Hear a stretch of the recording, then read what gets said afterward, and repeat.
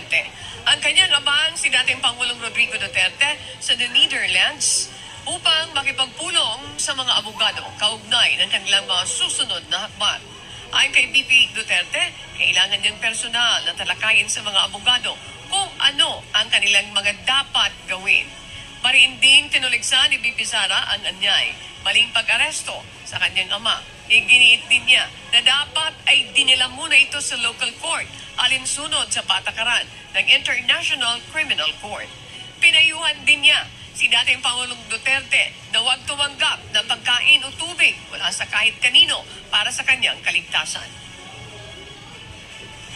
Meron na pong arrangements kasi kailangan ko kausapin yung mga abogado doon kung saan man siya dalhin. Pupunta kami, ako, at pupunta yung mga abogado and doon kami mag-uusap kung ano yung mga gagawin.